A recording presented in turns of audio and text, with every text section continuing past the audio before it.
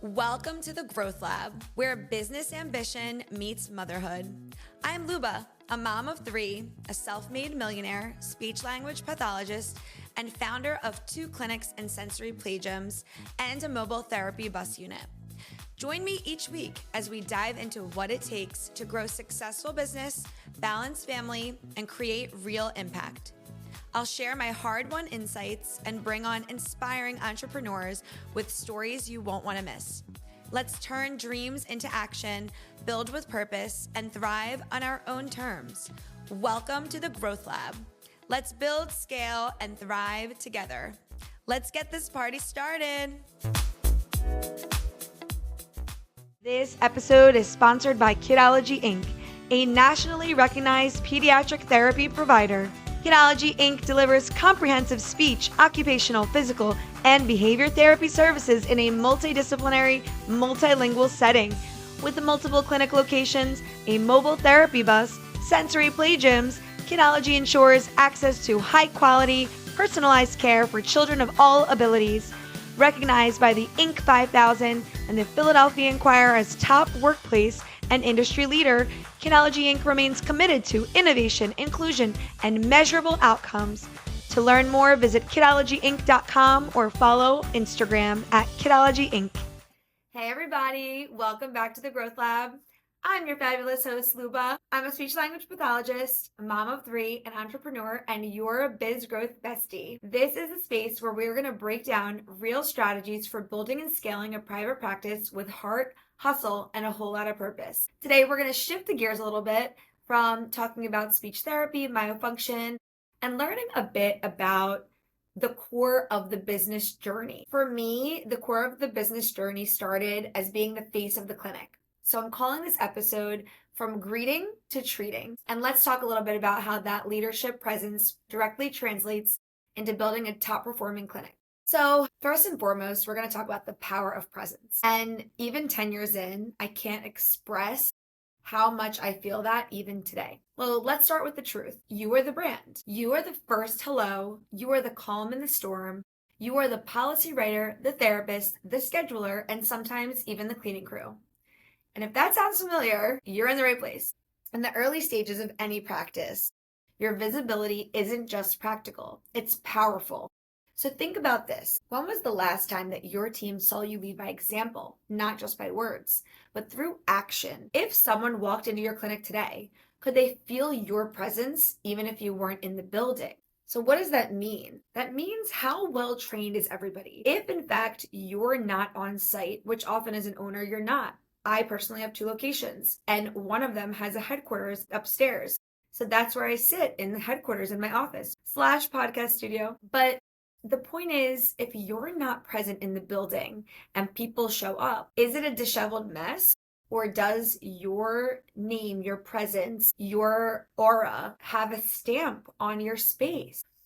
Being the face isn't about ego. Guys, it's about clarity. So it's a culture. If your team knows your style, your culture, they're going to run things the way that you would. If you gave them examples of how you're running things, they're going to do that even when you're not there, hopefully. This is all about setting the tone for what your clinic is and what it stands for. So it's really important that anyone you bring into your clinic space has your culture, your stamp, and really exudes who you are and what you and your company are representing. Okay, so here's a little story for you. It's called the front desk to founder shift. Let me take you back to the first year of my clinic.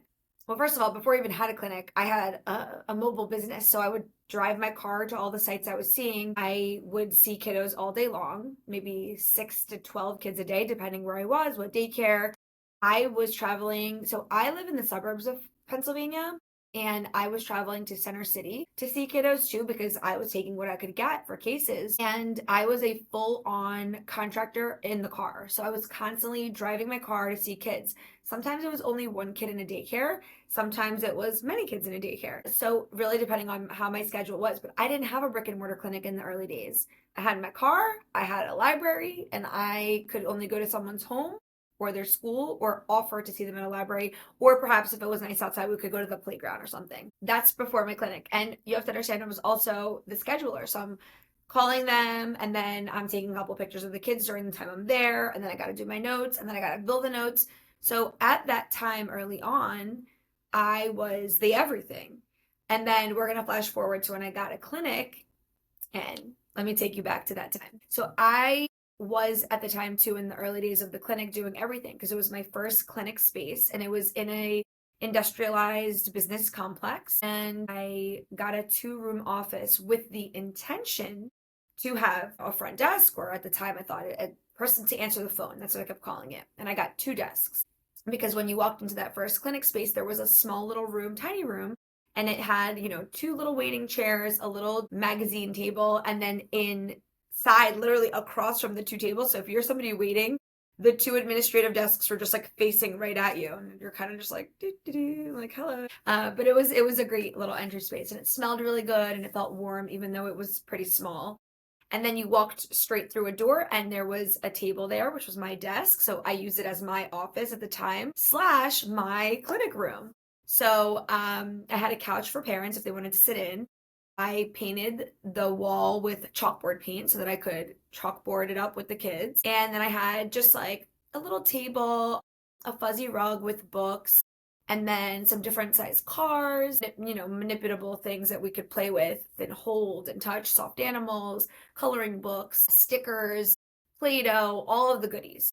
Very, very tight quarters. But at that point, I was doing everything, answering the phones, running all the evals, handling parent questions, handling parents, period, not just their questions, treating kiddos, and still trying to find time to plan marketing, which I felt like a walking billboard because everywhere I went and everything I did was I would talk about my business. Or if I was already in a daycare center and I happened to see parents staring at me, I would introduce myself. So I never missed an opportunity to promote what I was doing and who I am. And I remember that one mom came up to me super flustered. Her child had been through 3 providers before finding me personally, or Kidology at the moment. I greeted her at the door. I made her a cup of coffee. This was already in the new clinic. And I sat with her before the session started. And after that first visit, she said, "You don't just run this place. You are this place."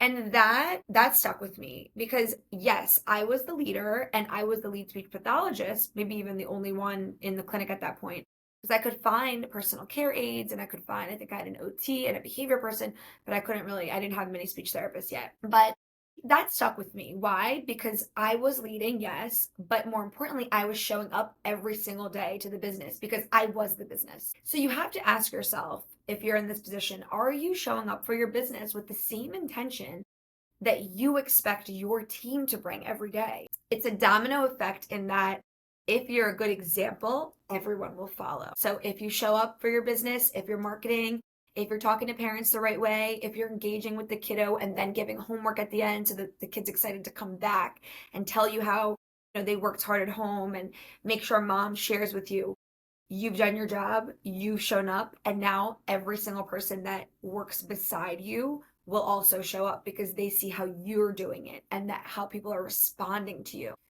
What would you change if you saw yourself as the heartbeat of your clinic instead of just another team member? That basically, if you shut off and nothing could run again, what would you change? Think about that.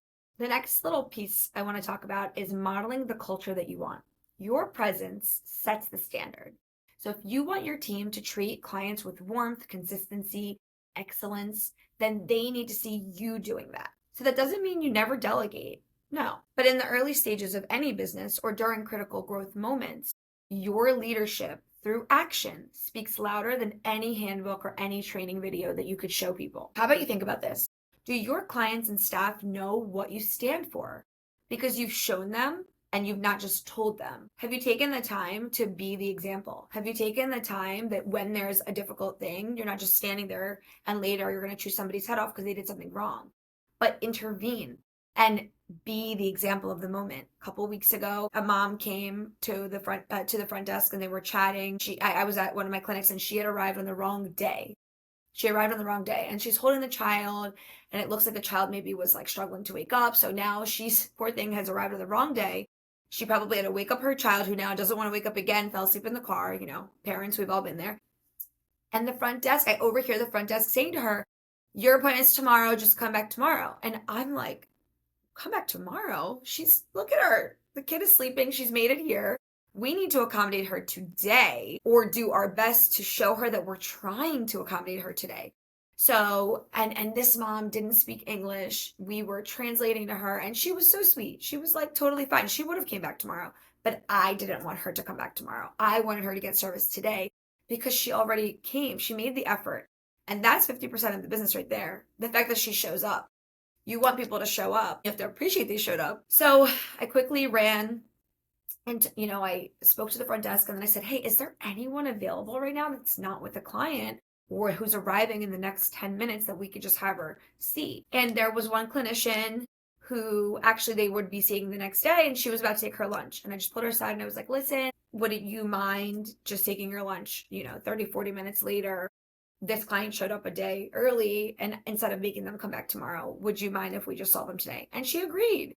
So what I did was I gave an example of a solution rather than turning the client away and risking they might not even come back tomorrow. She probably would have, but again, risking that, she was already there on site. So we made some modifications that the front desk didn't initially think were necessary because maybe they felt it would be an inconvenience to the provider or it would, just come on your day. But personally, as the owner and as a mother, there was a big appreciation from that mom and that we were able to accommodate her, number one. Number two, I also noted when her son started to walk away to the session, there was something strange about his gait. And I was like, hey, how long have you guys been coming here? And I think it was like, 2 or 3 months or something. And I'm like, oh, did you ever get him evaluated for physical therapy? And again, we're doing a translation and I'm like showing her on his leg, and she's like, I want that. I want that. And again, as the owner, I stepped back and I said, hey guys, why wasn't this something that was discussed earlier on? Or maybe people are not noticing those things when they're working with the kiddo or whatever the reason might be. But I was able to present that to the front desk, get them scheduled for a physical therapy exam. And now this mother is getting even more care at a place where she was going from the beginning. She's just adding time and her kiddo is going to get the help he so desperately needs. And that to me, that leadership, that sense of culture where I'm able to be the heartbeat of the clinic and show people, hey, I care for you. I could have said nothing and been like, oh, she doesn't want her kid to get it because she would have asked us. Well, no, I didn't leave it up to her to ask us. I said, hey, you're here in a facility that helps kids and your son seems to have something going on. Would you like to get it looked at? And she was thrilled. She was like, yes, I'm dying to do that. So I think going a little bit above and beyond sometimes and more of like, what you hear in the airport, if you see something, say something. So I saw that and I said something right away and she could have said, no, I'm okay. And I would have said, okay, when you're ready, we're here. But she really wanted it and she didn't come forward and tell us, which often parents are not initiating that. And none of the providers or the front desk had mentioned it to her. So needless to say, I was really happy that I didn't just later mention it to the front, but I was able to model and show them and work the situation. And we had 2 situations with one family.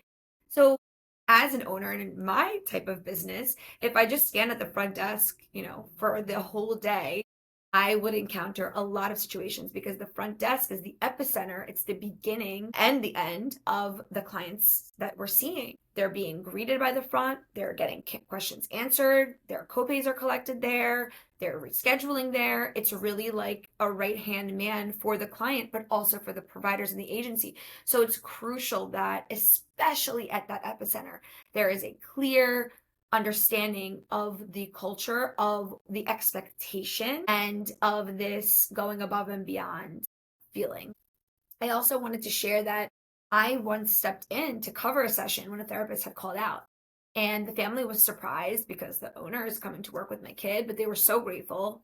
They were not going to miss a session. There would be consistency of care, which I preach. And then a few days later, my staff mentioned how much it meant to see me jump in without hesitation. So not only was I now appeasing the client, my team was proud. My team was excited. They felt supported. And that moment shifted the way that they viewed me as an owner and that I also gave a sense of accountability. So you create your own buy-in through visibility, through your behavior. And in this business, visibility is equivalent to trust, and trust is equivalent to growth. Being the face of your brand isn't just about inside leadership. It's about community trust as well. And when families are seeing you at a school or at a fair or at an event or in online videos, speaking on podcasts or attending local events in the community, you've now become more than a provider, which essentially is what's going on with me. You're becoming a partner in the child's journey. I'm a community partner. Every single person in the community knows that I'm here with open arms. We are a multilingual, multicultural, multidisciplinary clinic. Kidology offers services in a variety of languages where we are, and we also offer speech, occupational therapy, physical therapy, behavior services, personal care assistance. We have psychologists on staff who's helping people get their autism diagnosis and or ADHD diagnosis. She also writes written orders for behavior services. We have a slew of things going on here, and we're able to help our community. I'm a Russian speaking provider. We offer Russian, Ukrainian, Albanian, Spanish, so many languages, Polish. So it's very important to be a community partner. So you need to ask yourself, if your brand had a personality, would it match your personality? In my case, I think it very much does, because I'm an above and beyond type of person. I'm very loud, bubbly, and audacious. And I think that my business speaks the same way. I hope my staff doesn't mind, but I always have that same expectation of everybody. Be above and beyond. We're here. We're in a consumer-driven business. We don't sell a product like a shoe or handbag or a soap, but we sell a product, and our valuable product is the service we offer. Speech therapy, occupational therapy, physical therapy, and behavior services. And that is what we're offering. That is our product. So when you lean into that visibility, your referrals will increase, your loyalty will deepen, both from the community and your team, and growth will happen. Here's a topic that I feel like no one ever talks about. It's the transition to CEO. And eventually, yes, you can scale. And you do it. If you can overcome those really tough times, you will scale, you will grow, you will achieve. You hire a front desk. You build a team. You start stepping out of treatment, but you never let go of what made your brand powerful. You bring those values into your hiring process, your training, your onboarding. You're documenting the culture so people know your core values. What does this business stand for? And you infuse your mission into everything that you do, because you're not just building a team, you're building a legacy. But are you hiding behind the scenes, or are you stepping forward as the leader your business needs right now? That is something valuable you need to ask yourself. Because if you're going to be hiding all the time, how does your personality come through the business? You have to be present. You have to show up. And here's some action steps for you. Be visible daily. Walk in the clinic. Greet families. Check in with your staff. Create content consistently. Record short videos, share your stories online, show the behind the scenes moments. I'm doing this all the time. It is a job in itself, but it's incredible because people love to see what's going on. Families that are going to come to us love to see what they're going to come into. And potential providers who want to work with you are going to see what they're going to do. So it's just an amazing story about what's actually happening. And you're just going line by line, minute by minute, so that you can share that with the people who want to be here. Leading your meetings with vision. So you need to be the voice that connects the daily grind to the bigger picture. Mentoring the team. Invest time in coaching your team personally. Sit down at least once, a month, and just say, how are you? What's going on? What are you struggling with? Or if you can't meet so often face to face, have them write you a series of questions. I used to do that with one of my staff. Hey, can you write me things that you ran into that you wish I was there at that moment so I could have helped you? I wasn't there, but maybe we can go over it so that when you come into that again, you'll know what to do. Really having them feel supported, it goes a long way. Showing up in your community, network, speak, support local events, and become a known and trusted face. Can't tell you how many times people will come into the business and they see me and they're like, oh, you're Luba, right? I guess I am. Hi. And there was a time where I knew every single person, every parent's name, and every child. Unfortunately, thank God, thank you God, we've grown so much where I don't have that information at this point. But there are fan favorites, and they know me, I know them, and it's really fun when somebody recognizes you and or they see that you're have some rapport with their child already. Sometimes there's multiple children or siblings that come to wait with the for the younger one, and it's just such a beautiful thing to connect with all those people because they see that you care and they feel, you know how it is when you feel loved, and this is a community space, a clinic that's helping their family, and they come into so much love and they're very happy, and that makes me really happy. So it's a win-win. Be there or be square. Okay, so here's what I want you to remember. You're not just the founder. You're not just the founder. You're the vibe. You're the example. You're the legacy in motion. You have to keep greeting, keep treating sometimes. I still treat sometimes. Depends on the need. I have a niche certification. I'm certified in myofunction therapy as well. So right now there's a wait list for that because I haven't been able to get to it, but my intention is to help everyone I can. And I'm also training some team members to be able to practice myofunction therapy. So again, extending pieces of me so that we can grow. Keep leading because from your presence, a top clinic will be born or a top business. Thanks for hanging with me today on the Growth Lab podcast. If this episode gave you something to think about, share it with a fellow founder. Tag me on Instagram at the Growth Lab Podcast. If you're stepping more fully into your leadership era, I see you. I'm cheering on you every step of the way because I was you. And until next time, keep growing, keep leading, and keep building. This episode is sponsored by Kidology Inc., a nationally recognized pediatric therapy provider. Kidology Inc. delivers comprehensive speech, occupational, physical, and behavior therapy services in a multidisciplinary, multilingual setting. With multiple clinic locations, a mobile therapy bus, sensory play gyms, Kidology ensures access to high-quality, personalized care for children of all abilities. Recognized by the Inc. 5000 and the Philadelphia Inquirer as top workplace and industry leader, Kidology Inc. remains committed to innovation, inclusion, and measurable outcomes. To learn more, visit kidologyinc.com or follow Instagram at Kidology Inc.